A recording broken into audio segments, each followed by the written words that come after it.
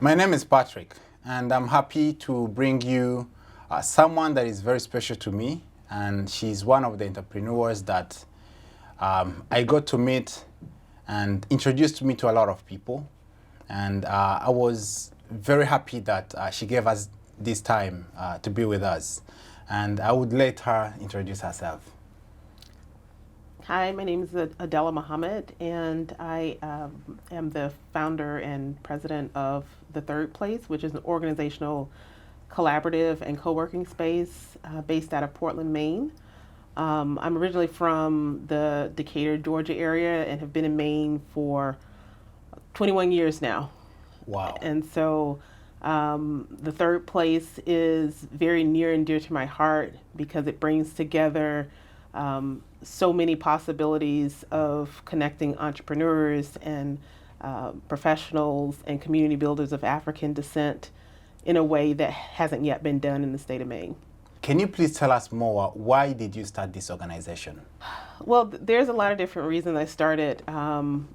Like I said, I've been here for over 21 years now, and when I first came to Maine, I did not have that social professional connection outside of the workplace with other people who look like me.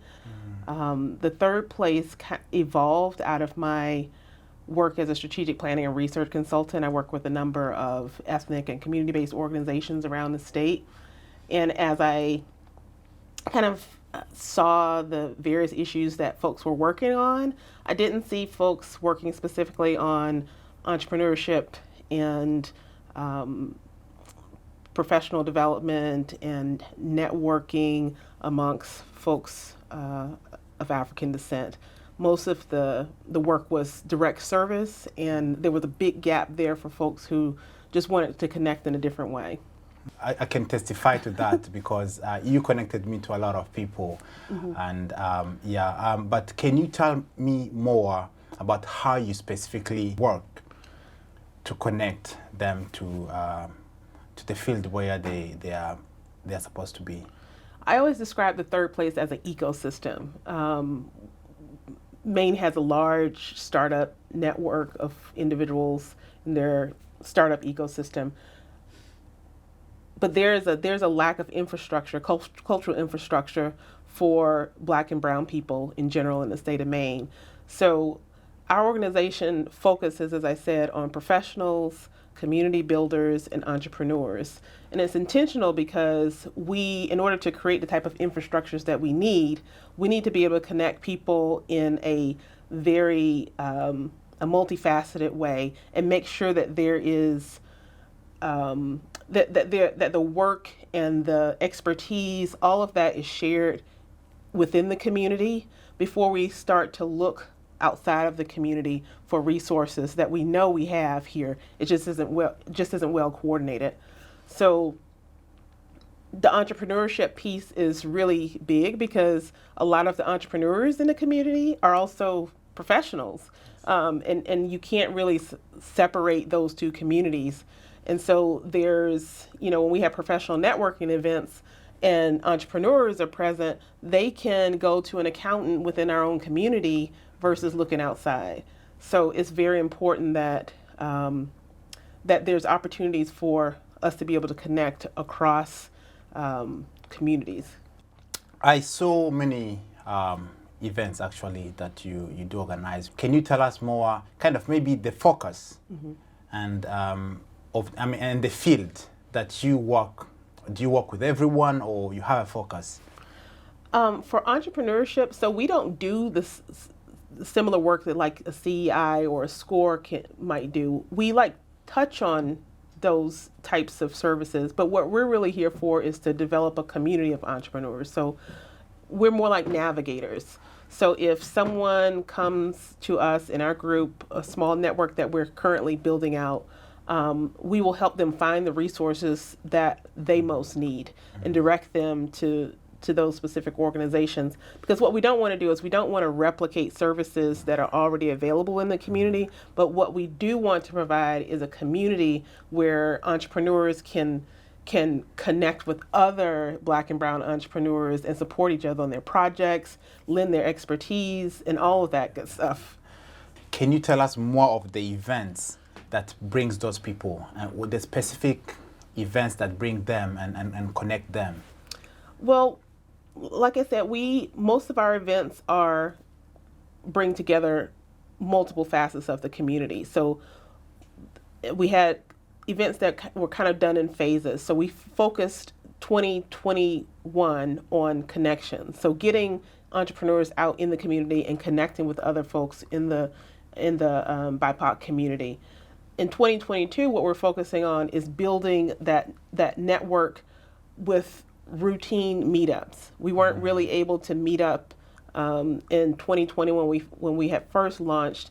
We took a step back and did a lot of like online work that was more educational, like directing people to what services they might need, helping folks with PPP loans, and helping them navigate the system. This year, we're focusing on regular events that are specific to entrepreneurs. So we'll be looking at, inviting individuals from places like CEI and Small Business Association to our networking events and making sure that we have something very specific for entrepreneurs. So does someone come to you before they start, or they should come when they already started to work on something? Yeah, I think at any stage, because like I said, we don't necessarily do the work that some of the organizations do. What we do is we direct. And to the extent that we can find someone within the community to assist them in their work, we'll help them do that. Because the first thing we want to do is source within our own community. Yes. And it's very important because there's people who are in the community that also need to we need to help build awareness of who they are and what they can do for individuals. So, for instance, there's Crystal Williams, who has a business support business that helps BIPOC entrepreneurs, and there's a very specific focus on that community. And with you through PK funding and all of these resources that are starting to develop, the more we can direct people within the community, we can develop a specialization that becomes an asset to the state of Maine and all these other organizations that are really struggling to reach BIPOC entrepreneurs in a way that's most impactful. How can a new person, someone who really wants to get in this platform and to be able to navigate in all of these organizations, or maybe to get in contact with you, how do they come to you? They usually come through us through the website, info@thethirdplace.me, and sometimes it's someone who's just like, I want to start a after school program. How do I do that? So I have some expertise that I can then help them with. And if I don't have that expertise, I'll find an individual within the community who can help them with that. Yeah. Right now, we're still in that process of really identifying people. So we're constantly polling the network to see who has skills in accounting, who has law skills, who has experience with childcare, the arts, grant writing, all these different things that can help. Yeah. Wow. I mean, are you calling for a job now? No, I'm not. You know what? I actually have worked in so many different fields that I have like a vast amount of expertise that I can lend and they can then take. Because usually I don't have to pass someone off. Once I get them started, I'll direct them to, the next phase. Yeah. Tell me, how many communities are you working with and how do you reach them? There's a tendency for individuals who are primarily from the Black or African American community. There aren't many organizations at all that serve the Black African American community, and so that's our primary target. But we're open to all communities as a collaborative organization, and the individuals that usually approach us are folks who have some understanding of the culture, the individuals who are immigrant and refugee usually identify as immigrants and refugee, but they're kind of shedding that label, trying to come into their own as, first see me as an entrepreneur, first see me as a professional, this is who I am. Citizenship status isn't as important. So like I was surprised at some of our networking events, how hungry people were to just be in a gathering of people of multiple ethnicities, just as entrepreneurs and professionals. And there were people I'd never seen them, I'd never heard of, and it was just, wow, this is like something that people really want and people really need. What is a co-working place? Because a lot of people don't really understand that concept. Mm-hmm.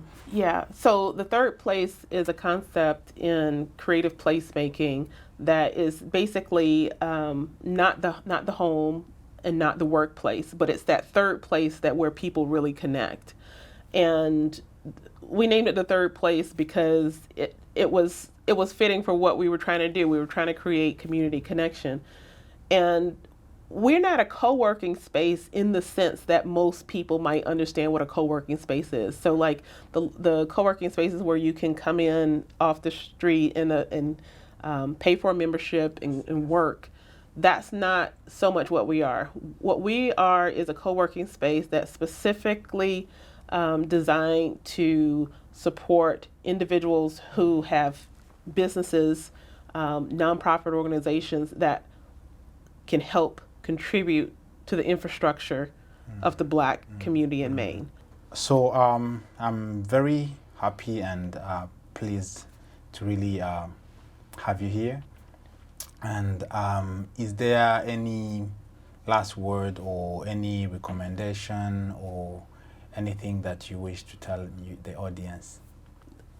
We always need support, whether that's some of the social capital that's getting our name out there and being able to connect more fluidly with some of the business support organizations. That's very important for us to really be seen as a partner in the process. And I think that our partnership could go a really long way. Yeah. Well, thank you so much. I really appreciate you for the work you're doing and this good initiative that you started. We hope everyone that is listening to this video is going to be part of this initiative. Thank you so much. Thank you. Yes.